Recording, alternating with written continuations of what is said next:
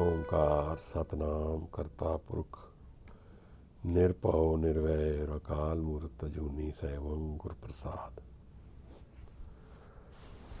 ਧੰਨ ਧੰਨ ਗੁਰੂ ਗ੍ਰੰਥ ਸਾਹਿਬ ਜੀ ਮਹਾਰਾਜ, ਧੰਨ ਗੁਰੂ ਗੋਬਿੰਦ ਸਿੰਘ ਸਾਹਿਬ ਜੀ ਸੱਚੇ ਪਾਤਸ਼ਾਹ ਅਨੰਦਪੁਰ ਦੇ ਵਾਸੀ, ਪਿਤਾ ਗੋਬਿੰਦ ਸਿੰਘ ਮਾਤਾ ਸਾਹਿਬ ਕੌਰ ਜੀ ਵਾਸੀ ਅਨੰਦਪੁਰ ਸਾਹਿਬ ਦੇ, ਕਿਰਪਾ ਕਰਨੀ ਗੁਰੂ ਨਾਨਕ ਗੁਰੂ ਗੋਬਿੰਦ ਸਿੰਘ ਸਾਹਿਬ ਸੱਚੇ ਪਾਤਸ਼ਾਹ ਜੀ,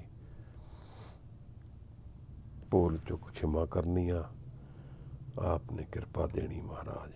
ਵਾਹਿਗੁਰੂ ਜੀ ਕਾ ਖਾਲਸਾ, ਵਾਹਿਗੁਰੂ ਜੀ ਕੀ ਫਤਿਹ। ਸਿੱਧ ਗੋਸ਼ਟ ਦੀ ਬਾਣੀ ਦੀ ਵਿਚਾਰ ਚੱਲਦੀ ਹੈ ਮਹਾਰਾਜ ਜੀ। ਅਸੀਂ 15ਵੀਂ ਪੌੜੀ ਦੀ ਵਿਚਾਰ ਕਰ ਚੁੱਕੇ ਹਾਂ, ਅੱਜ 16ਵੀਂ ਪੌੜੀ 'ਤੇ ਚੱਲਦੇ ਹਾਂ। ਇਹਨੂੰ ਪਦੇ ਕਿਹਾ ਹੈ ਤੇ ਗੁਰੂ ਨਾਨਕ ਸਾਹਿਬ ਦੀ ਇਸ ਬਾਣੀ ਵਿੱਚ ਉਤਰਦੇ ਹੋਏ ਸਾਨੂੰ ਅਨੇਕਾਂ ਹੀ ਪ੍ਰਸ਼ਨ ਉੱਠਦੇ ਹਨ ਔਰ ਅਨੇਕਾਂ ਪ੍ਰਸ਼ਨਾਂ ਦੇ ਜਵਾਬ ਵੀ ਮਿਲਦੇ ਹਨ। ਅਗਰ ਕਿਸੇ ਨੇ ਸਪਿਰਿਚੁਅਲਿਟੀ ਨੂੰ ਜਾਣਨਾ, ਅਧਿਆਤਮ ਨੂੰ ਜਾਣਨਾ ਹੈ, ਸੋਲ ਕੀ ਹੈ, ਸਪਿਰਿਟ ਕੀ ਹੈ, ਉਹਦੀ ਕਮਾਈ ਕਿਸ ਤਰ੍ਹਾਂ ਕਰਨੀ ਹੈ, ਬ੍ਰਹਮ ਗਿਆਨ ਦੀ ਅਵਸਥਾ ਕੀ ਹੈ, ਜੀਵਨ ਕੀ ਹੈ, ਜੀਵਨ ਵਿੱਚ ਦੁੱਖ ਦੇ ਕਾਰਨ ਕੀ ਨੇ, ਹੱਲ ਕੀ ਹੈ ਦੁਨੀਆ ਵਿੱਚ,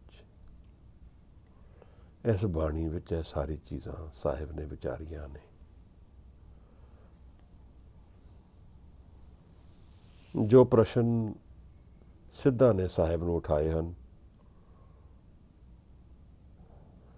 ਉਹ ਇੱਕ ਤਰ੍ਹਾਂ ਦੀ ਰੱਬ ਨਾਲ ਗੋਸ਼ਟੀ ਦੀ ਗੱਲ ਸਾਡੀ ਚੱਲਦੀ ਹੈ। ਸਾਡੇ ਮਨ ਦੇ ਵਿਚਾਰਾਂ ਵਿੱਚ ਜੋ ਪ੍ਰਸ਼ਨ ਉੱਠਦੇ ਹਨ, ਉਹੀ ਪ੍ਰਸ਼ਨ ਸਿੱਧਾਂ ਵੱਲ ਵੀ ਉੱਠ ਰਹੇ ਹਨ। ਗੁਰੂ ਮਹਾਰਾਜ ਦੀ ਇਹਨਾਂ ਬਾਣੀ ਨੂੰ ਵਿਚਾਰਦੇ ਹੋਏ ਗੁਰੂ ਨਾਨਕ ਸਾਹਿਬ ਨੂੰ ਕਈ ਪੱਖੋਂ ਸਮਝਿਆ ਜਾ ਸਕਦਾ ਹੈ। ਅਧਿਆਤਮ ਨੂੰ ਸਮਝ ਸਕਦੇ ਹਾਂ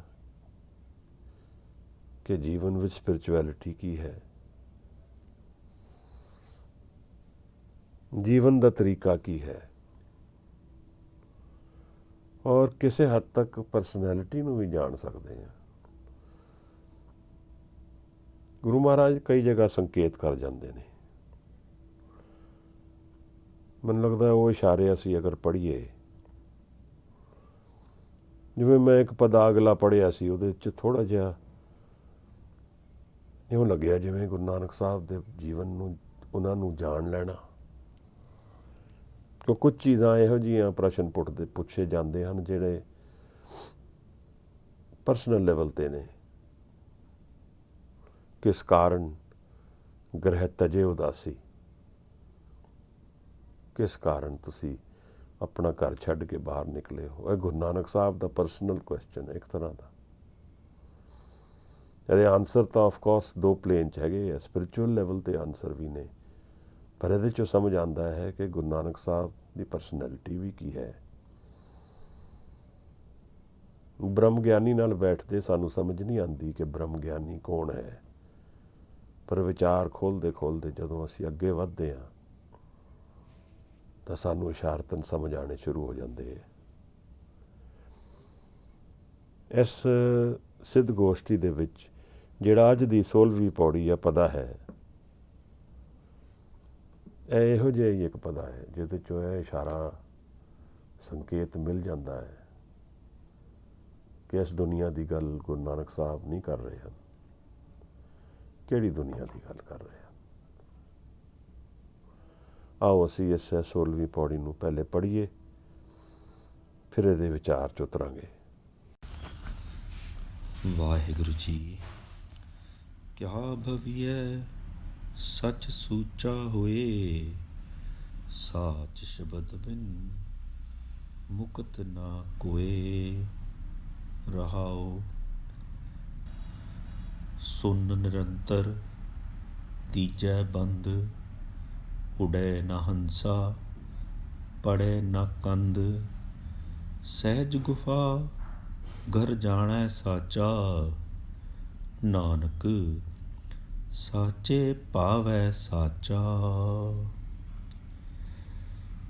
ਵਾਹਿਗੁਰੂ ਜੀ। क्या बात है। ब्रह्म ज्ञान की गल चल रही महाराज। ਇਹ ਸਾਹਿਬ ਸਾਨੂੰ ਇਨਵਾਈਟ ਕਰਦੇ ਹਨ।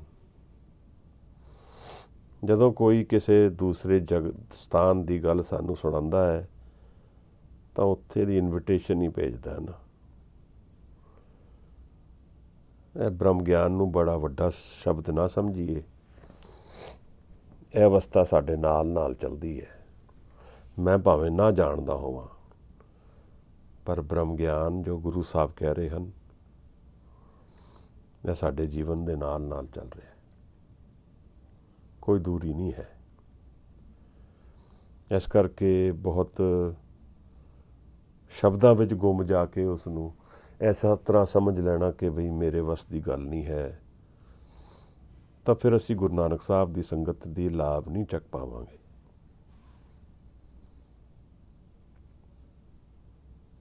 ਇਹ ਗਹਿਨ ਮੈਟਾਫਿਜ਼ੀਕਲ ਪੌੜੀ ਹੈ, ਪਦਾ ਹੈ। ਸ਼ਬਦਾਂ ਵਿੱਚ ਸ਼ਾਇਦ ਇਹਦੇ ਬਿਆਨ ਵੀ ਨਹੀਂ ਹੋ ਸਕਦੇ। ਪਰ 15ਵੀਂ ਪੌੜੀ ਵਿੱਚ ਸਾਹਿਬ ਨੇ ਇੱਕ ਅਖੀਰਲਾ ਸ਼ਬਦ ਦੱਸਿਆ ਸਾਨੂੰ, ਅਖੀਰਲੀ ਪੰਕਤੀ ਦੱਸੀ ਹੈ। ਵੀਰ ਨੇ ਬਹੁਤ ਅੱਛਾ ਕੀਤਾ ਹੈ ਕਿ ਰਹਾਉ ਦੀ ਤੁਕ ਨਾਲ ਲੈ ਕੇ ਚੱਲਦੇ ਹੈ। ਕਿਆ ਭਵੀਏ ਸੱਚ ਸੂਚਾ ਹੋਏ, ਸਾਚ ਸ਼ਬਦ ਬਿਨ ਮੁਕਤ ਨਾ ਕੋਏ। ਇਹ ਭ੍ਰਮਣ ਤੋਂ ਹਟਾ ਰਹੇ ਹਨ ਸਾਹਿਬ ਸਾਨੂੰ, ਤਾਂ ਫਿਰ ਕਿੱਥੇ ਲਿਜਾ ਰਹੇ ਹਨ। ਮਹਾਰਾਜ ਨੇ ਪਿਛਲੀ ਪਦੇ ਵਿੱਚ ਇੱਕ ਗੱਲ ਵਿਚਾਰ ਕੇ ਗੱਲ ਛੱਡੀ ਹੈ, ਨਾਨਕ ਹਉਮੈ ਮੇਟ ਸਮਾਏ। ਇਹੀ ਤੇ ਸਾਰੀ ਵਿਧੀ ਹੈ। ਮੈਂ ਹਉਮੈ ਨੂੰ ਮਿਟਾ ਦਿਆਂਗਾ ਤਾਂ ਜੀਵਨ ਆਨੰਦ ਹੈ। ਮੈਂ ਹਉਮੈ ਨੂੰ ਮਿਟਾ ਦਿਆਂਗਾ ਤਾਂ ਨਿਰੰਕਾਰ ਦੇ ਦਰਸ਼ਨ ਨੇ। ਮੈਂ ਹਉਮੈ ਨੂੰ ਮਿਟਾ ਦਿਆਂਗਾ ਤਾਂ ਬ੍ਰਹਮ ਗਿਆਨ ਹੈ। ਸਾਰੀ ਗੱਲ ਹੀ ਹਉਮੈ ਦੀ ਹੈ।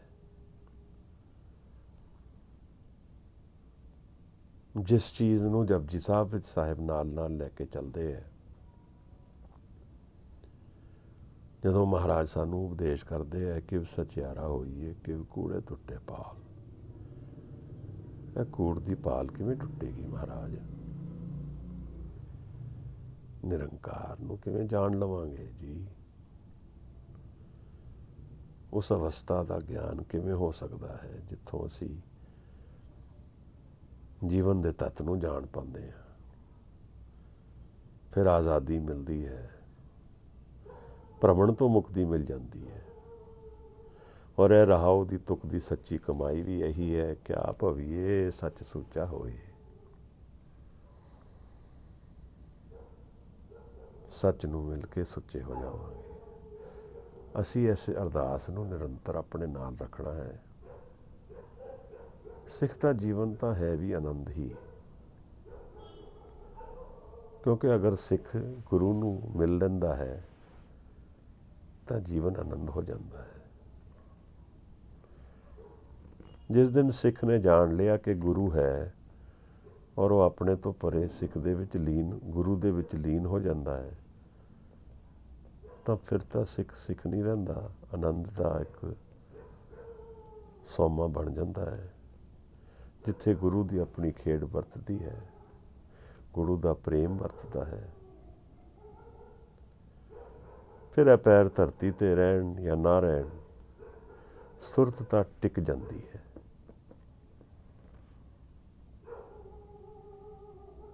ਐਸੇ ਚੀਜ਼ ਨੂੰ ਤਾਂ ਸਾਹਿਬ ਦੱਸ ਰਹੇ ਹਨ ਕਿ ਆ ਭਵੀਏ ਸੱਚ ਸੂਚਾ ਹੋਏ।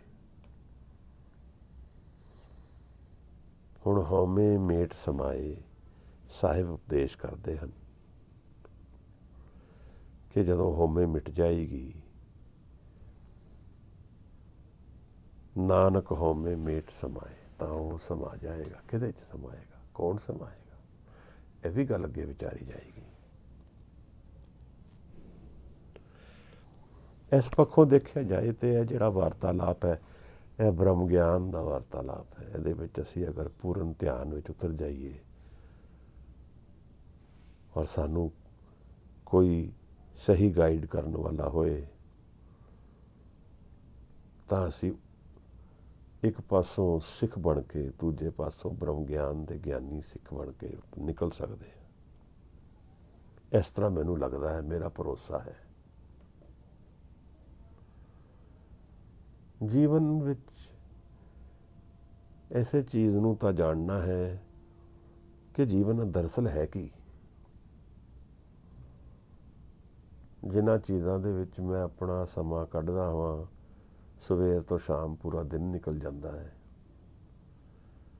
ਪਰ ਠਹਿਰਾਓ ਨਹੀਂ ਆਉਂਦਾ, ਕੋਈ ਰਹਾਓ ਨਹੀਂ ਆਉਂਦਾ ਜਿੱਥੇ ਰਹਾਓ 'ਚ ਖਲੋ ਕੇ ਜੀਵਨ ਨੂੰ ਜਾਣ ਸਕੀਏ। ਜੀਵਨ ਦਾ ਰਹਾਓ ਕੀ ਹੈ? ਗੁਰਸ਼ਬਦ ਜੀਵਨ ਦੇ ਰਹਾਓ ਦੀ ਵਿਧੀ ਹੈ, ਜਿੱਥੇ ਸਮਾਂ ਖੜ ਜਾਏ, ਹੋਰ ਸਾਰੀ ਕੰਡੀਸ਼ਨਸ ਖੜ ਜਾਣ, ਭਰਮਣ ਮੁੱਕ ਜਾਏ, ਤਾਂ ਇੱਕ ਜਗ੍ਹਾ ਖਲੋ ਕੇ ਜੀਵਨ ਨੂੰ ਜਾਣ ਸਕੀਏ। ਮਹਾਰਾਜ ਨੇ ਜਿਹੜੇ ਸ਼ਬਦ ਦਾ ਇੱਥੇ ਯੂਜ਼ ਕੀਤਾ ਹੈ, ਸੁਣਨ ਦਾ ਇਹੀ ਅਰਥ ਹੈ। ਮੈਂ ਆਪਣੇ ਤੋਂ ਪਰੇ ਚਲਾ ਗਿਆ, ਸੁੰਨ ਹੋ ਗਿਆ, ਨਾ ਵਿਚਾਰ ਰਹੇ,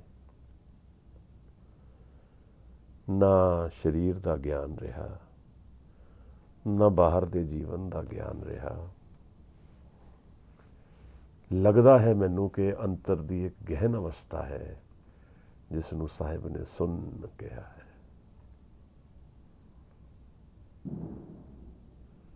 ਔਰ ਇਸ ਨੂੰ ਇੱਥੇ ਨਹੀਂ ਰੁਕਦੇ ਹਨ, ਇਹਨੂੰ ਐਕਸਪਲੇਨ ਵੀ ਕਰਦੇ ਹਨ।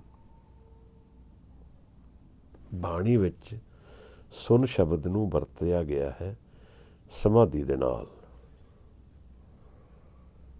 ਵੈਸੇ ਤੇ ਸਮਾਧੀ ਰੂਟ ਵਰਡ ਹੈ। ਰੂਟ ਵਰਡ ਇਹਦਾ ਸਮਾਧਾਨ ਹੈ। ਸਮਾਧਾਨ ਮਤਲਬ ਸੋਲਿਊਸ਼ਨਸ, ਸਾਰੀ ਚੀਜ਼ਾਂ ਦੇ ਸੋਲਿਊਸ਼ਨ। ਪਰ ਸਮਾਧੀ ਨੂੰ ਇਸ ਤਰ੍ਹਾਂ ਵੀ ਦੇਖਿਆ ਜਾ ਸਕਦਾ ਹੈ, ਜਿੱਥੇ ਮੈਂ ਨਹੀਂ ਹਾਂ।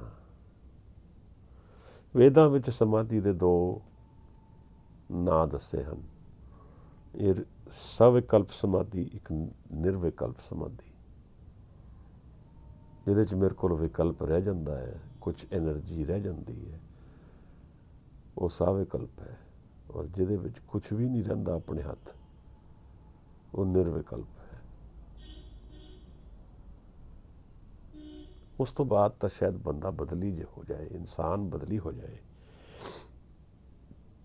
ਸੋਚ ਬੜੀ ਸੂਖਮ ਹੋ ਜਾਏ, ਫਿਰ ਸ਼ਾਇਦ ਮਾਇਆ ਵਿੱਚ ਰਹਿਣਾ ਵੀ ਬੜਾ ਮੁਸ਼ਕਿਲ ਹੋ ਜਾਏ।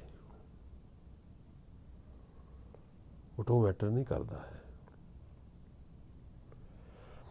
ਅਸੀਂ ਸਾਰੇ ਜਿਸ ਅਵਸਥਾ ਨੂੰ ਲੱਭ ਰਹੇ ਹਾਂ, ਉਸ ਆਨੰਦ ਦੀ ਅਵਸਥਾ ਨੂੰ, ਜਿਹੜੀ ਸਾਡੇ ਅੰਤਰਮੁਖ ਵਿੱਚ ਅਵੇਲੇਬਲ ਹੈ, ਸਾਹਿਬ ਉਸ ਦੇ ਵੱਲ ਇਸ਼ਾਰਾ ਕਰ ਰਹੇ ਹਨ। ਔਰ ਇਹ ਅਚਨਚੇਤ ਸਾਰੇ ਡਾਇਲੌਗ ਦੇ ਵਿੱਚ ਇਹ ਪਤਾ ਆ ਗਿਆ ਸਾਹਮਣੇ। ਜਿਵੇਂ ਗੁਰੂ ਨਾਨਕ ਸਾਹਿਬ ਆਪਣੇ ਸਿੱਖ ਨੂੰ ਕਹਿ ਰਹੇ ਹੋਣ, ਇੱਥੇ ਜਾਣਾ ਹੈ। ਸੁਨ ਸਮਾਦ ਨਾਮ ਰਸਮਾਤੇ, 8 ਪਹਿਰ ਜਨ ਹਰ ਹਰ ਜਪੇ। ਨਾਮ ਦੇ ਰਸ ਜਿਹੜਾ ਲੀਨ ਹੋ ਗਿਆ, ਇਹ ਰਸ ਦੀ ਅਵਸਥਾ ਹੋ ਗਈ ਨਾ। ਅਸੀਂ ਕਿਤਨੇ ਰਸ ਜਾਣਦੇ ਹਾਂ, ਨੈਟਫਲਿਕਸ ਦੇਖਦੇ ਹਾਂ, ਰਸ ਆਉਂਦਾ ਹੈ। ਕੋਈ ਨਵੀਂ ਵਸਤੂ ਖਰੀਦ ਲਈਏ, ਉਹਦੇ 'ਚ ਰਸ ਆਉਂਦਾ ਹੈ। ਪਰ ਇਹ ਸਾਰੇ ਰਸਾਂ ਦਾ ਇੱਕ ਤਤ ਰਸ ਹੈ।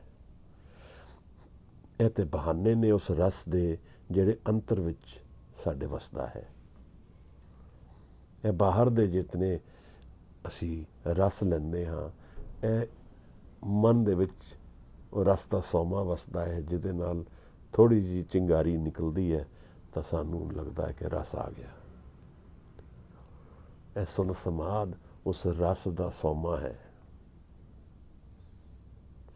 ਸਾਹਿਬ ਨੇ ਨਾਮ ਕਿਹਾ ਹੈ, ਬਾਰ ਬਾਰ ਸਾਨੂੰ ਇਸ ਵੱਲ ਪ੍ਰੇਰਿਆ ਹੈ। ਨਾਮ ਜਪਤ ਪਾਵੇ ਵਿਸਰਾਮ।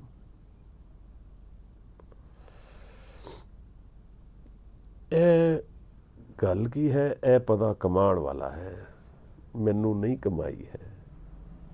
ਆਪ ਚੋਂ ਕਿਸੇ ਨੂੰ ਕਮਾਈ ਹੋਏ ਇਹਦਾ ਤੱਤ ਜਾਣ ਸਕੋ। ਸ਼ਬਦਾਂ ਵਿੱਚ ਇਹਦੇ ਅਰਥ ਦੱਸ ਦੇਣ ਨਾਲ ਇਹਦਾ ਕੁਝ ਪਤਾ ਨਹੀਂ ਲੱਗਦਾ ਹੈ। ਇਹ ਸਿਰਫ ਉਹਦੇ ਆਲੇ ਦੁਆਲੇ ਚੱਕਰ ਕੱਟਣ ਦੀ ਗੱਲ ਹੈ।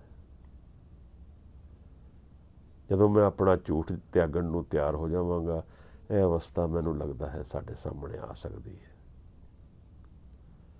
ਸੁਨ ਸਮਾਧ। ਸੁਨ ਸਮਾਧ। ਸਰਗੁਣ ਨਿਰਗੁਣ ਨਿਰੰਕਾਰ ਸੁਨ ਸਮਾਧੀ ਆਪ। ਆਪਣ ਕੀਆ ਨਾਨਕਾ ਆਪੇ ਹੀ ਫਿਰ ਜਾਪ। ਇੱਥੇ ਤੇ ਮੈਂ ਹਾਂ ਹੀ ਨਹੀਂ। ਸਰਗੁਣ ਤੋਂ ਵੀ ਦੂਰ, ਨਿਰਗੁਣ ਤੋਂ ਵੀ ਦੂਰ, ਨਿਰੰਕਾਰ ਤੋਂ ਦੇ ਰੂਪ ਵਿੱਚ ਸੁਨ ਸਮਾਧੀ ਉਹ ਆਪ ਉਹਦੀ ਅਵਸਥਾ ਹੈ। ਇਹਦੇ ਵਿੱਚ ਮੈਂ ਨਹੀਂ ਹਾਂ ਕਿਧਰੇ ਵੀ। ਔਰ ਇਹ ਅਵਸਥਾ ਉਹ ਆਪ ਹੀ ਕਰਦਾ ਹੈ। ਆਪਣ ਕੀਆ ਨਾਨਕਾ ਆਪੇ ਹੀ ਫਿਰ ਜਾਪ। ਅਗਰ ਕੱਲ ਕਿਸੇ ਨੂੰ ਸ਼ਾਇਦ ਇਹ ਮਿਲ ਵੀ ਜਾਏ, ਅਗਰ ਮਨ ਸੂਖਮ ਨਾ ਹੋਏ ਤੇ ਸੰਭਾਲ ਨਹੀਂ ਪਾਵਾਂਗੇ। ਮਨ ਸ਼ੁੱਧ ਹੋਣਾ ਬੜਾ ਜ਼ਰੂਰੀ ਹੈ। ਸ਼ੁੱਧ ਤੋਂ ਭਾਵ ਕੀ ਹੈ? ਬਾਹਰਮੁਖੀ ਨਾ ਹੋ ਕੇ ਅੰਤਰਮੁਖੀ।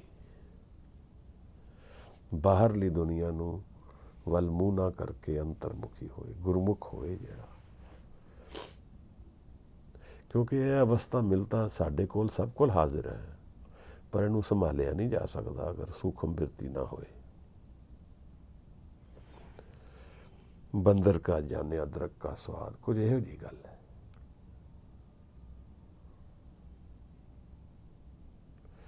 ਜੀਵਨ ਮਿਰਤ ਨਾ ਦੁੱਖ ਸੁਖ ਵਿਆਪੇ, ਸੁਨ ਸਮਾਧ ਦੋਏ ਤਹਿ ਨਾਹੀ। ਨਾ ਜੀਵਨ ਹੈ, ਨਾ ਮ੍ਰਿत्यु ਹੈ, ਨਾ ਦੁੱਖ ਹੈ, ਨਾ ਸੁਖ ਹੈ।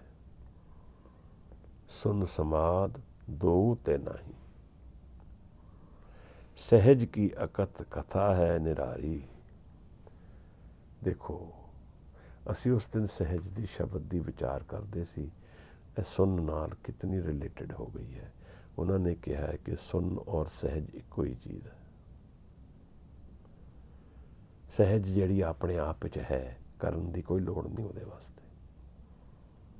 ਬਸ ਇੱਕ ਪਰਦਾ ਹਟਾਉਣਾ ਹੈ, ਇੱਕ ਮੈਂ ਡੇਗਣਾ ਹੈ ਔਰ ਨਿਰੰਕਾਰ ਪ੍ਰਗਟ ਹੋ ਜਾਂਦਾ ਹੈ। ਕਹਿਣਾ ਤਾਂ ਬੜਾ ਸਿੰਪਲ ਹੈ, ਬੜੇ ਦੀ ਤਿਆਰੀ ਕਈ ਜਨਮ ਲੱਗ ਜਾਂਦੇ ਆ। ਕਈ ਜਨਮ ਜਾਂ ਇੱਕ ਖਿਨ। ਦੂਸਰੇ ਪੱਖ ਵਿੱਚ ਖਿਨ ਵੀ ਨਹੀਂ ਲੱਗਦਾ ਹੈ ਸੱਤ ਨੂੰ ਪ੍ਰਗਟ ਹੁੰਦੇ, ਅਗਰ ਤਿਆਰੀ ਹੋਏ ਮਨ ਦੀ। ਅਸੀਂ ਭਗਤ ਨਾਮਦੇਵ ਦਾ ਉਹ ਸ਼ਬਦ ਕਈ ਵਾਰ ਵਿਚਾਰਦੇ ਹਾਂ, ਨਰ ਤੇ ਸੁਰ ਹੋਏ ਜਾਤ ਨਿਮਖ ਮੈਂ, ਸਤਿਗੁਰ ਬੁੱਧ ਸਿਖਲਾਈ। ਨਰ ਤੇ ਉਪਜ ਸਵਰਗ ਕੋ ਜੀਤਿਓ। ਇੱਥੇ ਹੁਣ ਸਵਰਗ ਦੀ ਇੱਕ ਡੈਫੀਨੇਸ਼ਨ ਆ ਗਈ ਹੈ, ਸਹਿਜ ਅਵਸਥਾ।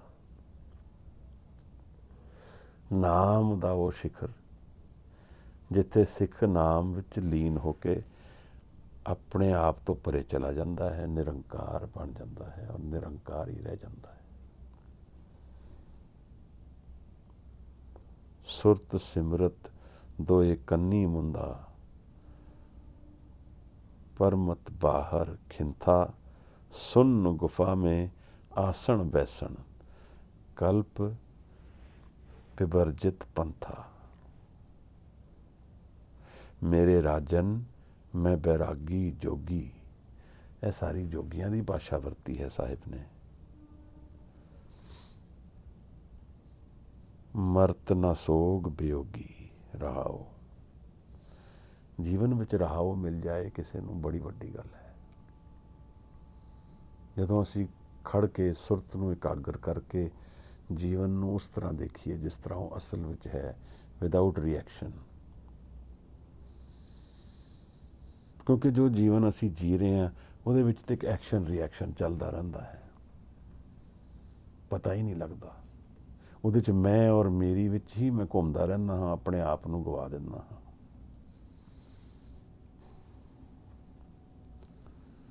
ਇਹ ਮਨੁਆ ਸੁਨ ਸਮਾਦ ਲਗਾਵੇ, ਜੋਤੀ ਜੋਤ ਮਿਲਾਈ। ਕਿਆ ਬਾਤ ਹੈ। ਇਹ ਮਨ ਦੇ ਅੰਦਰੋਂ ਹੀ ਐਕਸਪੀਰੀਅੰਸ ਆਉਂਦਾ ਹੈ, ਕਹਿੰਦੇ ਹਨ। ਇਹਦੇ ਵਿੱਚ ਹੀ ਸੁਨ ਸਮਾਦ ਮਿਲਦਾ ਹੈ।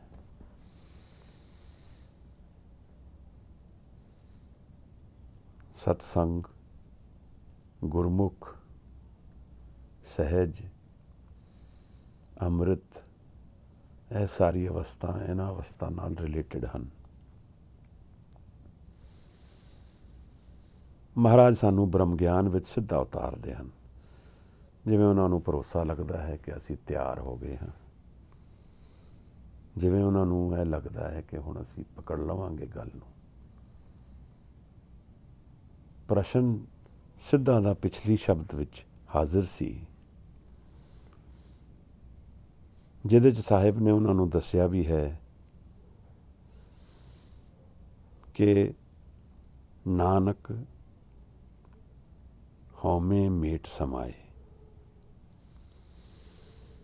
ਇਸ ਇੱਕ ਪੰਕਤੀ ਤੋਂ ਲੱਗਦਾ ਹੈ ਸਾਹਿਬ ਦੇ ਅੰਤਰ ਦੀ ਅਵਸਥਾ ਜਗ ਗਈ ਹੈ। ਔਰ ਇੱਕ ਸਤੋਰੀ ਵਿੱਚ ਜਿਵੇਂ ਕੋਈ ਜਾ ਰਿਹਾ ਹੁੰਦਾ ਹੈ, ਮਹਾਰਾਜ ਆਪਣੇ ਅੰਤਰ ਆਤਮਾ ਦੇ ਬ੍ਰਹਮ ਗਿਆਨ ਨੂੰ ਪ੍ਰਗਟ ਕਰ ਦਿੰਦੇ ਹਨ।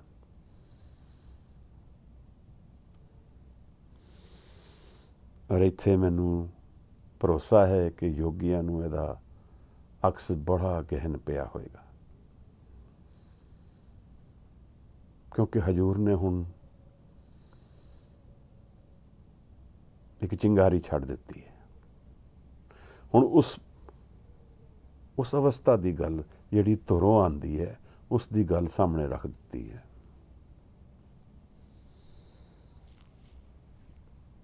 ਜਿਵੇਂ ਆਕਾਸ਼ ਦੀ ਗੱਲ ਆ ਗਈ ਹੋਏ ਤਾਂ ਧਰਤੀ ਤੇ ਖੜੇ ਹੋਣ ਵਾਲੇ ਸਭ ਸੁੰਨ ਹੋ ਜਾਣਗੇ, ਕੀ ਹੋ ਗਿਆ। ਇਹ ਸੁੰਨ ਸ਼ਬਦ ਭਾਈ ਗੁਰਦਾਸ ਨੇ ਵੀ ਵਰਤਿਆ ਸੀ।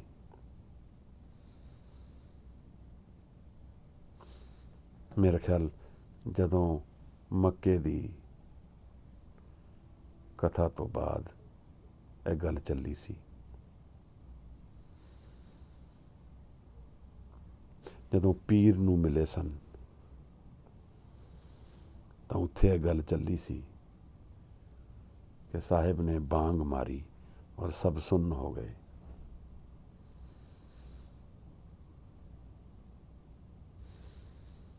ਬ੍ਰਹਮ ਗਿਆਨ ਪ੍ਰਗਟ ਕਰ ਦਿੱਤਾ। ਆਕਾਸ਼ ਤੋਂ ਸ਼ਕਤੀ ਪ੍ਰਗਟ ਕਰਕੇ ਲੈ ਆਏ ਹਨ। ਆਪਣੇ ਅੰਤਰ ਦੀ ਅਵਸਥਾ ਸ਼ਬਦਾਂ ਵਿੱਚ ਇਸ ਤਰ੍ਹਾਂ ਬੋਲੀ ਗਈ ਕਿ ਸਭ ਆਲਾ ਦੁਆਲਾ ਸ਼ਾਂਤ ਹੋ ਗਿਆ। ਉਹਨਾਂ ਤੋਂ ਹੁਣ ਪਰੇ ਦੀ ਗੱਲ ਹੋ ਗਈ ਹੈ।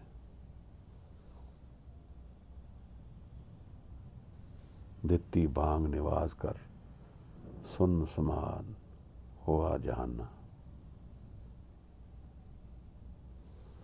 ਇੱਕ ਬਾਂਗ ਮਾਰੀ ਹੈ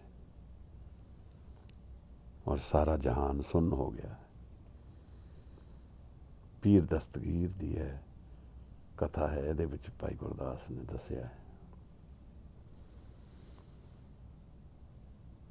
ਇੱਥੋਂ ਹੀ ਤਾਂ ਸਾਨੂੰ ਵੀ ਕੁਝ ਆਨੰਦ ਦੀ ਝਲਕਾਂ ਮਿਲਦੀਆਂ ਹਨ ਗੁਰੂ ਸਾਹਿਬ ਦੇ ਬਾਣੀ 'ਚੋਂ। ਗੁਰੂ ਨਾਨਕ ਸਾਹਿਬ ਦੀ ਅੰਤਰ ਦੀ ਅਵਸਥਾ ਨੂੰ ਅਸੀਂ ਵੀ ਕੁਝ ਹੁਣ ਜਾਣ ਪੈਂਦੇ ਹਾਂ। ਸ਼ਬਦਾਂ ਦੇ ਜ਼ਰੀਏ ਭਾਵੇਂ ਜਾਣ ਸਕੀਏ, ਧਿਆਨ ਸਾਡਾ ਨਹੀਂ ਹੈ ਇੰਨਾ, ਨਾ ਇਸ ਅਵਸਥਾ ਨੂੰ ਅਸੀਂ ਕਮਾ ਸਕਦੇ ਹਾਂ। ਪਰ ਸ਼ਾਇਦ ਅੱਜ ਦੀ ਅਰਦਾਸ ਕੱਲ੍ਹ ਦਾ ਸੱਤ ਬਣ ਸਕਦੀ ਹੈ। ਇਹ ਭਰੋਸਾ ਸਾਨੂੰ ਰੱਖਣਾ ਚਾਹੀਦਾ ਹੈ। ਪਦਾ ਹੀ ਸੁਣ ਤੋਂ ਸ਼ਬਦ ਕੀਤਾ ਹੈ ਸ਼ੁਰੂ। ਇਉਂ ਹੀ ਨਹੀਂ ਜੀ ਕਰਦਾ ਕਿ ਅੱਗੇ ਜਾਈਏ।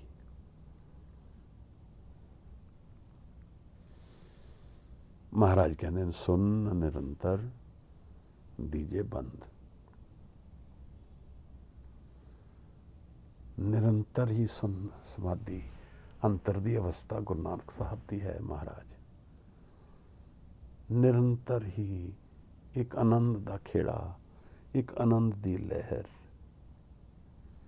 ਇੱਕ ਪ੍ਰੇਮ ਦਾ ਸੋਮਾ। ਜਾਂ ਜਿਵੇਂ ਭਗਤ ਕਬੀਰ ਕਹਿੰਦੇ ਸੀਗੇ, ਵੇਦ ਕਤੇ ਬਿਸਤਰਾ ਪਾਈ ਦਿਲ ਕਾ ਫਿਕਰ ਨਾ ਜਾਏ, ਟੁਕਦਮ ਕਰਾਰੀ ਜੋ ਕਰੇ ਹਾਜ਼ਿਰ ਹਜ਼ੂਰ ਖੁਦਾਏ, ਬੰਦੇ ਖੋਜ ਦਿਲ ਹਰ ਰੋਜ਼ ਨਾ ਫਿਰ ਪਰੇਸ਼ਾਨੀ ਮਾਏ।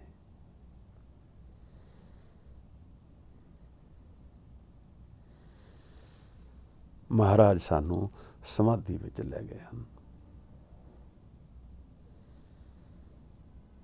ਇਸ ਤੋਂ ਬਾਅਦ ਕੀ ਬਚਦਾ ਹੈ?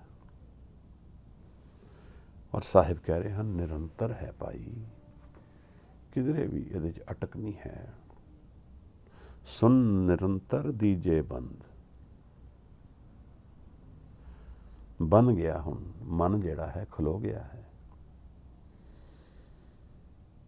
ਹੁਣ ਮਨ ਭਟਕਦਾ ਨਹੀਂ ਹੈ। ਕਿਆ ਭਵੀਏ ਸੱਚ ਸੁੱਚਾ ਹੋਏ।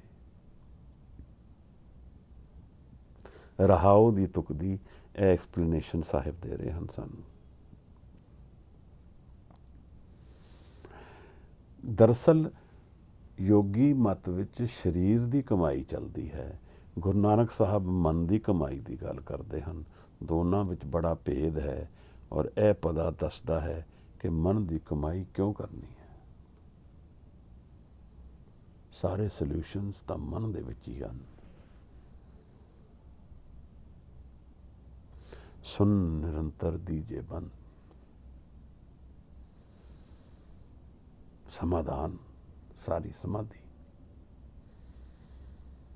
ਮਨ ਜਿਹੜਾ ਹੈ ਬੰਨਿਆ ਗਿਆ ਹੈ। ਜਿਵੇਂ ਆਸਾ ਦੀ ਵਾਰ 'ਚ ਸਾਹਿਬ ਕਹਿੰਦੇ ਹਨ, ਗੁਰ ਬਿਨ ਗਿਆਨ ਨਾ ਹੋਈ। ਗਿਆਨ ਹੋ ਗਿਆ ਹੈ, ਗੁਰੂ ਮਿਲ ਗਿਆ ਹੈ। ਮਿਲते ही अंतर चला गया सिख और सुन्न समाधि की अवस्था में लीन हो गया है महाराज। ਇਹਦੇ ਲਈ ਦਰਵਾਜ਼ੇ ਖੋਲ੍ਹਣੇ ਪੈਂਦੇ ਹਨ, ਜਿਹੜੇ ਉਹਦੀ ਕਿਰਪਾ ਨਾਲ ਹੀ ਖੁੱਲ੍ਹਦੇ ਹਨ। ਇਸ ਕਰਕੇ ਇਹ ਕਮਾਈ ਜਿਹੜੀ ਹੈ ਅੰਤਰ ਦੀ ਕਮਾਈ ਹੈ।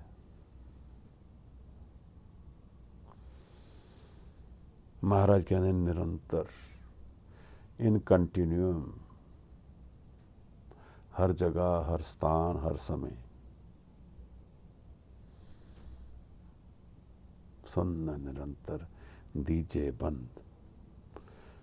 ਉਡੇ ਨਾ ਹੰਸਾ ਪੜੇ ਨਾ ਕੰਦ। ਉਡੇ ਨਾ ਹੰਸਾ, ਇਹ ਮਨ ਫਿਰ ਨਹੀਂ ਉੱਡਦਾ ਕਿਧਰੇ। ਨਾਮ ਜਪਤ ਤ੍ਰਿਸ਼ਨਾ ਸਭ ਪੁੱਜੀ ਹੈ, ਨਾਨਕ ਤ੍ਰਿਪਤ ਅਗਾਈ।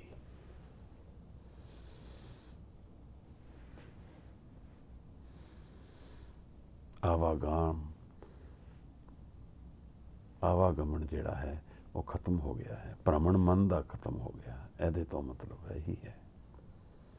ਸਰੀਰ ਦਾ ਆਵਾਗਮਨ ਤਾਂ ਬਾਅਦ ਵਿੱਚ ਹੁੰਦਾ ਹੈ, ਆਵਾਗਮਨ ਦਾ ਮਨ ਕਰ ਰਿਹਾ ਹੈ।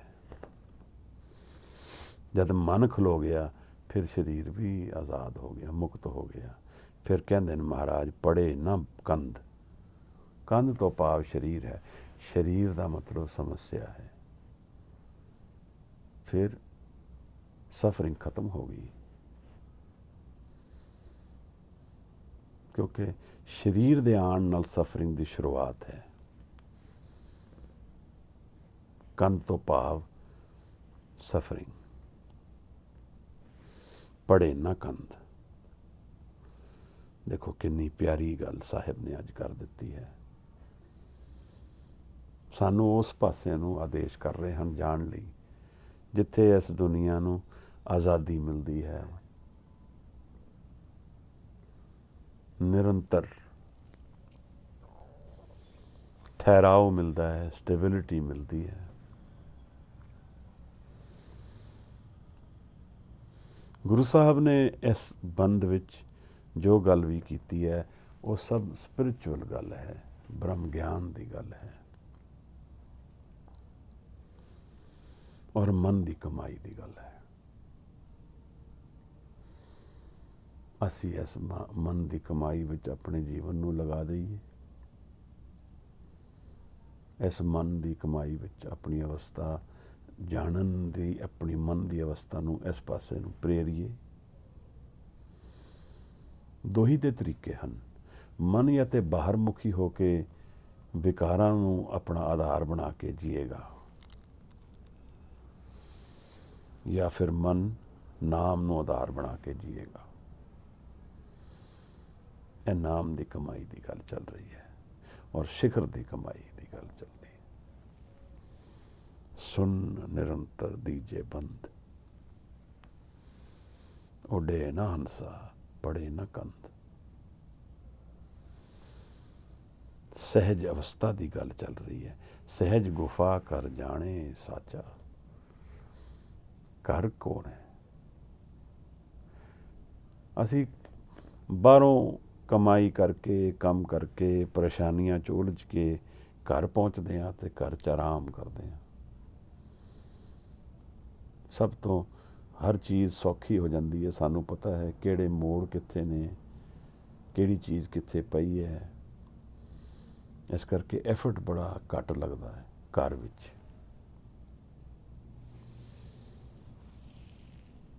ਸਾਹਿਬ ਸਾਨੂੰ ਇਹ ਸਮਝਾਉਂਦੇ ਹਨ ਕਿ ਮਨ ਦੇ ਵਿੱਚ ਇੱਕ ਗੁਫਾ ਹੈ।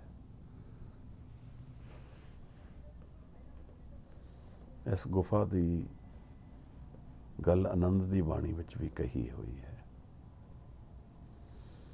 ਹਰ ਜੀਓ ਗੁਫਾ ਅੰਦਰ ਰੱਖ ਕੇ ਵਾਜਾ ਪਵਨ ਵਜਾਇਆ, ਵਜਾਇਆ ਵਾਜਾ ਪਵਨ, 9 ਦੁਆਰੇ ਪ੍ਰਗਟ ਕੀਏ, 10ਵਾਂ ਗੁਪਤ ਰਖਾਇਆ। ਬਾਣੀ ਵਿੱਚ ਗਿਆਨੀਆਂ ਨੇ ਕਈ ਵਾਰ ਗੁਫਾ ਨੂੰ ਸਰੀਰ ਵੀ ਕਿਹਾ ਹੈ ਕਿ ਸਰੀਰ ਦੇ ਅੰਦਰ ਵਾਜਾ ਪਵਨ ਵਜਾਇਆ, ਸਵਾਸ ਰੱਖੇ ਹਨ। But I beg to differ. ਮੇਰੀ ਫੀਲਿੰਗ ਇਹ ਹੈ ਕਿ ਗੁਫਾ ਇੱਕ ਅੰਤਰਮਨ ਦੀ ਅਵਸਥਾ ਹੈ।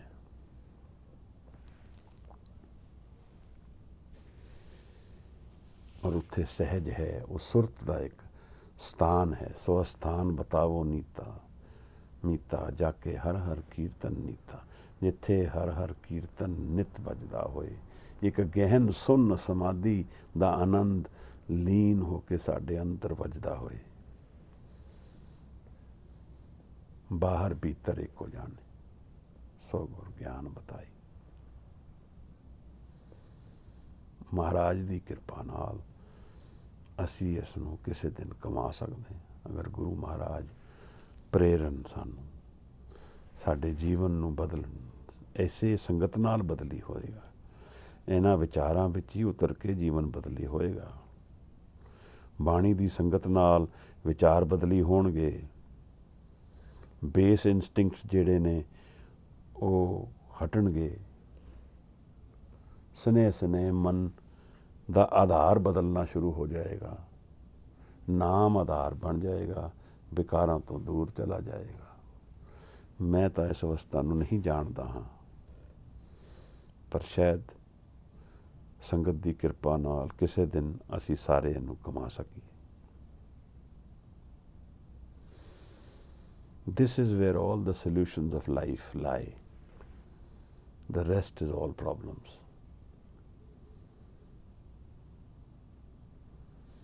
ਦੁਨੀਆ ਦੇ ਹਾਲਾਤ ਬਾਹਰ ਦੇ ਦੇਖੀਏ, ਇਹ ਕਾਰਨ ਹੈ। ਇਸ ਅਵਸਥਾ ਤੋਂ ਦੂਰ ਚਲੀ ਗਈ ਦੁਨੀਆ, ਮੁਸੀਬਤ ਹੀ ਮੁਸੀਬਤ ਪੈ ਗਈ। ਮਨ ਜਦ ਕੌਨਫਲਿਕਟ ਵਿੱਚ ਹੈ ਤਾਂ ਬਾਹਰ ਕਿਵੇਂ ਆਨੰਦ ਆਏਗਾ? ਮਨ ਜਦ ਡਿਵਾਈਡਡ ਹੈ ਤਾਂ ਬਾਹਰ ਵੀ ਡਿਵਿਸਿਵਨੈਸ ਦਿਖੇਗੀ। ਇਹੀ ਬਾਣੀ ਸਾਨੂੰ ਸਮਝਾ ਰਹੀ ਹੈ। ਜੋ ਬ੍ਰਹਮੰਡੇ ਸੋਈ ਪਿੰਡੇ। ਜਦ ਮਨ ਹੀ ਨਹੀਂ ਸਮਝਿਆ ਤਾਂ ਮਨ ਦੀ ਹੀ ਤਾਂ ਐਕਸਟੈਂਸ਼ਨ ਐਕਸਟਰਨਲ ਲਾਈਫ ਹੈ। ਜਦ ਸੁਲਝਿਆ ਨਹੀਂ ਮਨ ਤਾਂ ਬਾਹਰੀ ਮੁਸੀਬਤਾਂ ਹੀ ਮੁਸੀਬਤਾਂ ਨੇ। ਸਹਿਜ ਗੁਫਾ ਘਰ, ਆਪਣੇ ਘਰ ਪਹੁੰਚ ਗਿਆ ਹੈ ਜਿੱਥੇ ਐਫਰਟ ਨਹੀਂ ਲੱਗਦਾ। ਹੁਣ ਸਹਿਜ ਹੈ। ਸਹਿਜ ਵਿੱਚ ਕੀ ਹੈ? ਸੁੰਨ ਸਮਾਧੀ, ਗਹਿਨ ਪ੍ਰੇਮ ਹੈ, ਗਹਿਨ ਆਨੰਦ ਹੈ।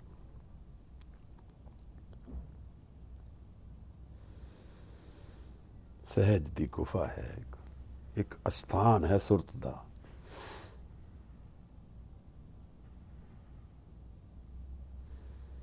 ਮਨ ਨੂੰ ਖੜਾ ਕਰਦੇ ਜਾਈਏ, ਖੜਾ ਕਰਦੇ ਜਾਈਏ, ਖੜਾ ਕਰਦੇ ਜਾਈਏ ਤਾਂ ਸੁੰਨ ਹੋ ਜਾਏਗਾ। ਨਾ ਵਿਚਾਰ ਰਹਿਣਗੇ, ਨਾ ਕੋਈ ਕੌਨਫਲਿਕਟਸ ਰਹਿਣਗੇ। ਬਸ ਅੰਤਰ ਵਿੱਚ ਜਿਹੜਾ ਆਨੰਦ ਹੈ ਉਹਦੇ ਵਿੱਚ ਲੀਨ ਹੋ ਜਾਏਗੀ ਸੁਰਤ। ਮਹਾਰਾਜ ਸਾਨੂੰ ਇਹੀ ਸਮਝਾ ਰਹੇ ਹਨ ਬਾਰ-ਬਾਰ। ਸਹਿਜ ਗੁਫਾ ਘਰ ਜਾਣੇ ਸਾਚਾ। ਉੱਥੇ ਕੌਣ ਵਸਦਾ ਹੈ? ਘਰ ਤਾਂ ਉਹਦਾ ਹੈ, ਉਸਨੇ ਬਣਾਇਆ ਹੈ। ਸੱਚ ਦੇ ਘਰ ਵਿੱਚ ਮੈਂ ਜਾ ਕੇ ਵਸ ਗਿਆ, ਮੈਂ ਸਾਚਾ ਹੋ ਗਿਆ। ਉਸ ਨੂੰ ਜਾਣ ਲਿਆ ਜੋ ਸਾਚਾ ਹੈ। ਸਹਿਜ ਗੁਫਾ ਘਰ ਜਾਣੇ ਸਾਚਾ। ਘਰ ਦੇ ਵਿੱਚ ਮੈਂ ਪਹਿਲੀ ਵਾਰ ਪਹੁੰਚਿਆ ਹਾਂ ਔਰ ਇਹ ਘਰ ਮੈਨੂੰ ਸੱਤ ਦਿਖ ਗਿਆ ਦੁਨੀਆ ਦਾ। ਆਪਣੇ ਘਰ ਪਹੁੰਚ ਗਿਆ, ਬਾਕੀ ਸਭ ਝੂਠ ਹੈ। ਸਹਿਜ ਦੀ ਗੁਫਾ ਮਨ ਦੇ ਅੰਦਰ ਇੱਕ ਅਵਸਥਾ ਜਿਹਦੇ ਵਿੱਚ ਆਨੰਦ ਹੈ, ਉਹ ਘਰ ਹੈ। ਜਾਣੇ ਸਾਚਾ, ਉੱਥੇ ਮੈਂ ਸਾਚੇ ਨੂੰ ਜਾਣ ਲਿਆ, ਨਿਰੰਕਾਰ ਨੂੰ ਜਾਣ ਲਿਆ। ਦਰਅਸਲ ਮੈਂ ਨਹੀਂ ਜਾਣਿਆ, ਕਿਉਂਕਿ ਮੈਂ ਤਾਂ ਇੱਥੇ ਹੈ ਹੀ ਨਹੀਂ। ਇਹ ਨਾਮ ਦੀ ਉਹ ਗਹਿਨ ਅਵਸਥਾ ਹੈ ਜਿੱਥੇ ਮੈਂ ਤਾਂ ਬੜੀ ਦੂਰ ਗਿਰ ਗਿਆ। ਮੈਂ ਤਾਂ ਝੂਠ ਹੀ ਹੈ ਨਾ ਭਾਈ ਸਾਹਿਬ। ਮੈਂ ਤਾਂ ਉਹ ਈਗੋ ਹੈ, ਉਹ ਮਾਇਆ ਹੈ ਜਿਹਦੇ ਨਾਲ ਮੈਂ ਦੁਨੀਆ ਵਿੱਚ ਵਰਤਦਾ ਹਾਂ। ਉਹਦਾ ਬ੍ਰਹਮ ਗਿਆਨ ਨਾਲ ਕੋਈ ਲੈਣਾ ਦੇਣਾ ਨਹੀਂ ਹੈ। जैसी अगन उधर में तैसी बाहर माया। ਜਿਵੇਂ ਬੱਚੇ ਦੇ ਜਨਮ ਹੁੰਦੇ ਹੋਏ ਗਰਭ ਦੇ ਵਿੱਚ ਗਰਮੀ ਹੁੰਦੀ ਹੈ ਜਿਹੜੀ ਉਸ ਨੂੰ ਸੇਵ ਕਰਦੀ ਹੈ, ਪ੍ਰੋਟੈਕਟ ਕਰਦੀ ਹੈ, ਪਾਲਦੀ ਹੈ, ਤੈਸੀ ਬਾਹਰ ਮਾਇਆ। ਇਸੇ ਤਰ੍ਹਾਂ ਬਾਹਰ ਦੀ ਮਾਇਆ ਹੈ ਜਿਹਦੇ ਵਿੱਚ ਜੀ ਕੇ ਅਸੀਂ ਜੀਵਨ ਬਤੀਤ ਕਰਦੇ ਹਾਂ, ਦੁਨਿਆਵੀ ਜੀਵਨ। ਅਗਰ ਇੱਥੇ ਅਸੀਂ ਹੰਕਾਰ, ਹਉਮੈ ਔਰ ਮਾਇਆ ਨੂੰ ਹਟਾ ਦਈਏ ਤਾਂ ਜੀਵਨ ਖਤਮ ਹੋ ਜਾਏਗਾ। ਫਿਰ ਇਹ ਜੀਵਨ ਨਹੀਂ ਰਹੇਗਾ ਜਿਸ ਨੂੰ ਅਸੀਂ ਐਕਸਪੀਰੀਅੰਸ ਕਰਕੇ ਸੱਤ ਨੂੰ ਜਾਣਨ ਵੱਲ ਤੁਰਦੇ ਹਾਂ।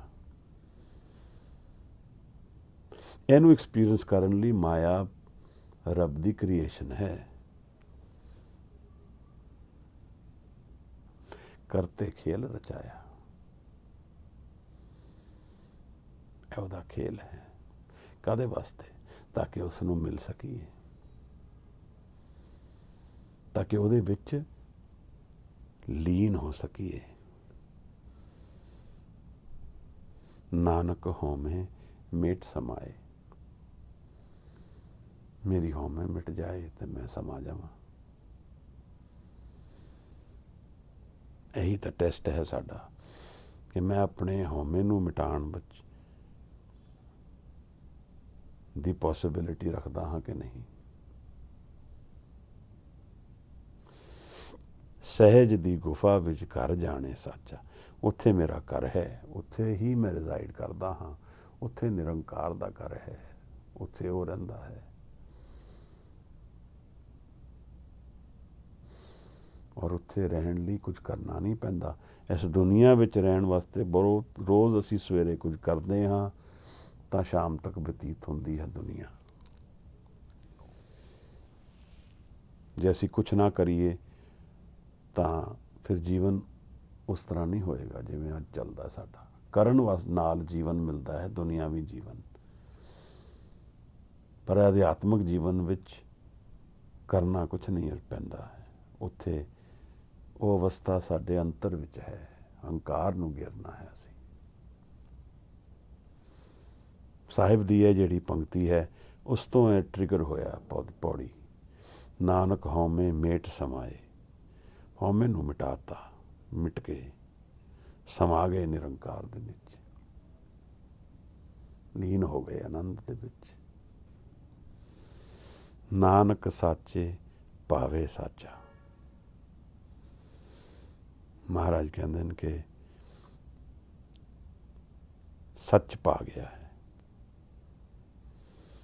ਇਹ ਚੀਜ਼ ਤਾਂ ਸਾਨੂੰ ਸਮਝਣੀ ਹੈ ਕਿ ਉਸ ਨੂੰ ਵੀ ਇਹੀ ਅਵਸਥਾ ਪਾਉਂਦੀ ਹੈ। ਜਿਹੜੇ ਇਸ ਅਵਸਥਾ ਨੂੰ ਪ੍ਰਾਪਤ ਕਰ ਲੈਂਦੇ ਨੇ, ਉਹ ਸਾਚਾ ਉਸ ਨੂੰ ਪਾਉਂਦਾ ਹੈ ਔਰ ਉਹ ਸਾਚੇ ਨੂੰ ਪਾਉਂਦੇ ਹਨ। ਨਾਨਕ ਸਾਚੇ ਭਾਵੇ ਸਾਚਾ। ਇਹ ਹੁਣ ਪ੍ਰੇਮ ਦੀ ਗੱਲ ਰਹਿ ਗਈ ਹੈ।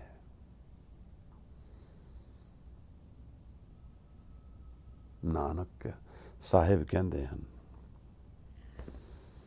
ਸਾਚੇ ਭਾਵੇ ਸਾਚਾ। ਸਾਚੇ ਨੂੰ ਸਾਚਾ ਪਾ ਗਿਆ। ਇੱਥੇ ਹੁਣ ਪ੍ਰੇਮ ਵਸਦਾ ਹੈ। ਦਰਅਸਲ ਦੁਨਿਆਵੀ ਪ੍ਰੇਮ ਜਿਸ ਨੂੰ ਅਸੀਂ ਪ੍ਰੇਮ ਗਿਣਦੇ ਹਾਂ, ਉਹ ਜਦ ਤੱਕ ਅਧਿਆਤਮ ਦੇ ਮਾਰਗ ਵਿੱਚ ਉਸ ਦੀ ਪੂਰਤੀ ਨਹੀਂ ਹੋਏਗੀ, ਉਹ ਪ੍ਰੇਮ ਨਹੀਂ ਹੈ, ਉਹ ਪੂਰਨ ਹੀ ਨਹੀਂ ਹੈ। ਪ੍ਰੇਮ ਦਰਅਸਲ ਕਰ ਹੀ ਉਹੀ ਸਕਦਾ ਜਿਸ ਨੂੰ ਬ੍ਰਹਮ ਗਿਆਨ ਦੀ ਅਵਸਥਾ ਦੀ ਮਾਲਕ ਹੋਏ। ਜਿਹੜਾ ਉਹੀ ਪ੍ਰੇਮ ਕਰ ਸਕਦਾ ਜਿਹੜੇ ਸੁਨ ਨਿਰੰਤਰ ਦੀਜੇ ਬੰਦ। ਗੁਰੂ ਪ੍ਰੇਮ ਕਰ ਸਕਦਾ ਹੈ, ਸਿੱਖ ਪ੍ਰੇਮ ਗੁਰੂ ਨਾਲ ਕਰ ਸਕਦਾ ਹੈ। ਉਸ ਪ੍ਰੇਮ ਦੀ ਖੇਡ ਵਿੱਚ ਇਹ ਅਵਸਥਾ ਹਾਜ਼ਰ ਹੋ ਜਾਂਦੀ ਹੈ, ਕਿਉਂਕਿ ਸਿੱਖ ਨੂੰ ਹੋਰ ਕੋਈ ਲਾਲਚ ਨਹੀਂ ਹੈ, ਕੇਵਲ ਗੁਰੂ ਦੇ ਸਤ ਨਾਲ ਪ੍ਰੇਮ ਹੈ। ਇੱਕ ਬ੍ਰਹਮ ਗਿਆਨੀ ਕੋਲ ਅਪਾਰ ਪ੍ਰੇਮ ਹੈ ਔਰ ਉਹ ਪ੍ਰੇਮ ਸਾਡੇ ਜੀਵਨ ਵਿੱਚ ਉਤਰ ਸਕਦਾ ਹੈ ਅਗਰ ਉਸ ਨੂੰ ਅਸੀਂ ਬ੍ਰਹਮ ਗਿਆਨ ਦੀ ਅਵਸਥਾ ਨੂੰ ਦੇ ਨੇੜ ਤੋਂ ਹੋਈਏ, ਨੇੜੇ ਹੋ ਕੇ ਚਲੀਏ। ਉਹ ਵੀ ਚੰਦਨ ਹੋਏ ਲੈ ਬਸੇ ਜੋ ਚੰਦਨ ਪਾਸ। ਤਾਂ ਨੇੜੇ ਕਿਸ ਤਰ੍ਹਾਂ ਹੋਵਾਂਗੇ? ਮਨ ਕਰਕੇ ਨੇੜੇ ਹੋਣਾ ਹੈ। ਤਾਂ ਸ਼ਬਦ ਦੇ ਵੀ ਮਨ ਕਰਕੇ ਨੇੜੇ ਹੋਣਾ ਹੈ। ਜਦੋਂ ਪ੍ਰੇਮ ਨਾਲ ਅਸੀਂ ਸ਼ਬਦ ਦੇ ਨਾਲ ਸਾਂਝ ਪਾਈਏ, ਸ਼ਬਦ ਦੇ ਵਿਚਾਰ ਕਰੀਏ, ਸ਼ਬਦ ਨੂੰ ਜਾਣੀਏ, ਫਿਰ ਸ਼ਬਦ ਨੂੰ ਮਨ ਵਿੱਚ ਉਤਾਰੀਏ, ਮਨ ਕਰਕੇ ਪੜ੍ਹੀਏ ਪ੍ਰੇਮ ਸ਼ਬਦ, ਜਾਣਨ ਕੇ ਵੀ ਕੀ ਕਿਹਾ ਜਾ ਰਿਹਾ ਹੈ, ਤਾਂ ਉਹਦਾ ਚੋਟ ਉਹਦੀ ਅਕਸ ਪਏਗਾ। ਕੜੀਏ ਸ਼ਬਦ ਸੱਚੀ ਟਕਸਾਲ, ਐਰਨ ਮਤ ਵੇਦ ਹਥਿਆਰ। ਸ਼ਬਦ ਦੀ ਚੋਟ ਪਏਗੀ, ਵੇਦ ਹਥਿਆਰ, ਤਾਂ ਮਨ ਕੜਿਆ ਜਾਏਗਾ, ਮਨ ਸੂਖਮ ਬਣ ਜਾਏਗਾ। ਤਾਂ ਜਿਵੇਂ ਬਾਣੀ ਸਮਝਾ ਰਹੀ ਹੈ, ਜਿਵੇਂ ਸਾਹਿਬ ਸਮਝਾ ਰਹੇ ਹਨ, ਸੁਨ ਨਿਰੰਤਰ ਦੀਜੇ ਬੰਦ। ਹੋ ਸਕਦਾ ਹੈ ਅਸੀਂ ਵੀ ਇਸ ਅਵਸਥਾ ਨੂੰ ਕਿਸੇ ਦਿਨ ਕਮਾ ਲਈਏ। ਆਓ ਆਸ ਕਰੀਏ, ਅਰਦਾਸ ਕਰੀਏ, ਮਹਾਰਾਜਾ ਕਿਰਪਾ ਸਾਡੇ ਤੇ ਕਰਨ, ਅਸੀਂ ਵੀ ਇਸ ਅਵਸਥਾ ਨੂੰ ਜਾਣ ਸਕੀਏ। ਇਸ ਜੀਵਨ ਵਿੱਚ ਖੇਤ ਹੀ ਕਰੋ ਨਿਬੇੜਾ, ਤਦ ਕਬੀਰ ਕਹਿੰਦੇ ਸ਼ਬਦ ਵਿੱਚ, ਐਸੇ ਜਨਮ 'ਚ ਨਿਬੇੜ ਦਿਓ ਮਹਾਰਾਜ, ਸਾਨੂੰ ਵੀ ਆਜ਼ਾਦੀ ਮਿਲ ਜਾਏ। ਇਹ ਅਰਦਾਸ ਅਸੀਂ ਸਾਰਿਆਂ ਨੇ ਕਰਨੀ ਹੈ। ਸਿੱਧ ਗੋਸ਼ ਤਾਂ ਕਮਾਈ ਹੈ ਅਸੀਂ, ਤਾਂ ਗੁਰੂ ਨਾਨਕ ਸਾਹਿਬ ਦੇ ਸਿੱਖ ਕਹਾਣ ਜੋਗੇ ਆ ਕਿ ਸਾਡੀ ਅਰਦਾਸ ਜੀਵਨ ਦੀ ਇਹ ਹੋਏ। ਜੇ ਸਾਡੀ ਅਰਦਾਸ ਬਾਹਰ ਮੁਖੀ ਹੈ, ਫਿਰ ਗੁਰੂ ਨਾਨਕ ਸਾਹਿਬ ਦੇ ਇਹਨਾਂ ਸ਼ਬਦਾਂ ਵਿੱਚ ਨਹੀਂ ਅਸੀਂ ਟੁਕ ਸਕਦੇ, ਫਿਰ ਅਸੀਂ ਨਹੀਂ ਬੈਠ ਪਾਵਾਂਗੇ, ਫਿਰ ਨਹੀਂ ਜਾਣ ਪਾਵਾਂਗੇ ਇਸ ਅਵਸਥਾ ਨੂੰ, ਨਾ ਹੀ ਉਸ ਬ੍ਰਹਮ ਗਿਆਨ ਨੂੰ ਜਾਣ ਪਾਵਾਂਗੇ। ਪਰ ਸਾਹਿਬ ਨੇ ਇਸ ਪਦੇ ਵਿੱਚ ਆਪਣੀ ਅੰਤਰ ਦੀ ਅਵਸਥਾ ਵੀ ਰਿਵੀਲ ਕਰ ਦਿੱਤੀ ਹੈ। ਇਹ ਵੀ ਸਾਨੂੰ ਸਮਝਾ ਦਿੱਤਾ ਹੈ ਕਿ ਬ੍ਰਹਮ ਗਿਆਨ ਕੀ ਹੈ। ਔਰ ਯੋਗੀਆਂ ਦੇ ਤਾਂ ਵਿੱਚ ਅਸਰ ਤਾਂ ਜ਼ਰੂਰ ਪਿਆ ਹੋਏਗਾ। ਪ੍ਰਸ਼ਨਾਂ ਦੇ ਦੀ ਕੁਆਲਿਟੀ ਤੁਸੀਂ ਦੇਖ ਰਹੇ ਹੋ ਬਦਲਦੀ ਜਾ ਰਹੀ ਹੈ। ਔਰ ਅਗਲੇ ਵੀ ਪ੍ਰਸ਼ਨ ਸਾਹਿਬ ਕੋਲ ਜਿਹੜੇ ਅਸੀਂ ਕੱਲ ਵਿਚਾਰਾਂਗੇ, ਅਗਰ ਸਾਹਿਬ ਦੀ ਕਿਰਪਾ ਹੋਈ ਤਾਂ ਉਹ ਵੀ ਪ੍ਰਸ਼ਨ ਹੋਰ ਅੱਗੇ ਲੈ ਜਾ ਰਹੇ ਹਨ। ਮਹਾਰਾਜ ਸਮਝਾਉਂਦੇ ਹਨ ਕਿ ਅਸੀਂ ਰੈਲੇਵੈਂਟ ਕਦੋਂ ਹੁੰਦੇ ਹਾਂ। ਗੁਰੂ ਨਾਨਕ ਸਾਹਿਬ ਦੇ ਅਕੋਰਡਿੰਗ ਟੂ ਹਿਮ ਕਿਸ ਟ੍ਰੇਡ ਵਾਸਤੇ ਅਸੀਂ ਆਏ ਹਾਂ, ਤੇ ਗੁਰੂ ਨਾਨਕ ਸਾਹਿਬ ਕਿਸ ਵਾਸਤੇ ਆਏ ਹਨ ਜੀਵਨ ਵਿੱਚ।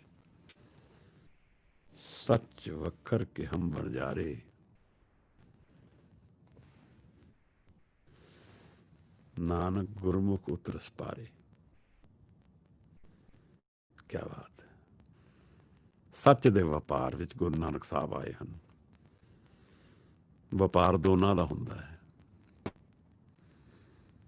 ਅਸੀਂ ਵੀ ਵਪਾਰ ਕਰਨ ਉਤਰੇ ਹਾਂ। ਅਸੀਂ ਕਿਸ ਵਪਾਰ 'ਚ ਉਤਰੇ ਹਾਂ। ਮਹਾਰਾਜ ਕਹਿੰਦੇ ਨੇ ਸੱਚ ਵਖਰ ਕੇ ਹਮ ਬਣ ਜਾ ਰਹੇ। ਤਾਂ ਜੇ ਅਸੀਂ ਵੀ ਸੱਚ ਨੂੰ ਪਾਲਣ ਵਾਸਤੇ ਨਿਕਲਾਂਗੇ ਤਾਂ ਸਾਡਾ ਔਰ ਗੁਰੂ ਨਾਨਕ ਸਾਹਿਬ ਦਾ ਸੰਬੰਧ ਬਣ ਸਕਦਾ ਹੈ। ਫਿਰ ਤੇ ਵਣਜ ਅਸੀਂ ਕਰ ਸਕਦੇ ਹਾਂ। ਮਨ ਵੇਚੇ ਸਤਿਗੁਰ ਕੇ ਪਾਸ, ਵਿਕਿਆ ਹੈ ਨਾ ਕੁਛ, ਮਨ ਵੇਚ ਦਿੱਤਾ ਹੈ। ਹਉਮੈ ਵਾਲਾ ਮਨ ਵੇਚ ਦਿੱਤਾ ਹੈ। ਤੇ ਸੇਵਕ ਕੇ ਕਾਰਜ ਰਾਸ, मन दे राम लिया है मोल, मन दे ਦਿੱਤਾ ਹੈ। ਇਸ ਪਦੇ ਦੀ ਅੱਜ ਵਿਚਾਰ ਜੀ ਤਾਂ ਨਹੀਂ ਕਰਦਾ ਕਿ ਮੁਕਾਈਏ, ਪਰ ਇੱਥੇ ਤੱਕ ਪ੍ਰਵਾਨ ਕਰਨੀ। ਭੁੱਲਣਾ ਚੁੱਕਾਂ आपने ਖਿਮਾ ਕਰਨੀ ਹੈ। ਜੋ ਕੋਈ ਸੁਧਾਰ ਕਰ ਸਕੇ ਜ਼ਰੂਰ ਹਾਜ਼ਰ ਹੈ।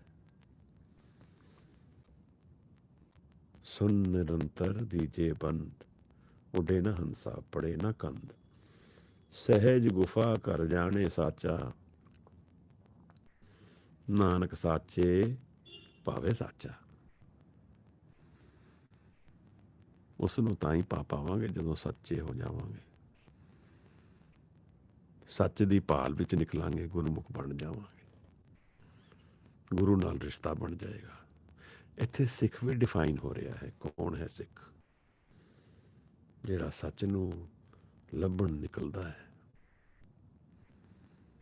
ਤੁਰਿਆ ਹੋਇਆ। ਬਹੁਤ ਬਹੁਤ ਧੰਨਵਾਦ ਮਹਾਰਾਜ ਜੀ। ਵਾਹਿਗੁਰੂ ਜੀ ਕਾ ਖਾਲਸਾ, ਵਾਹਿਗੁਰੂ।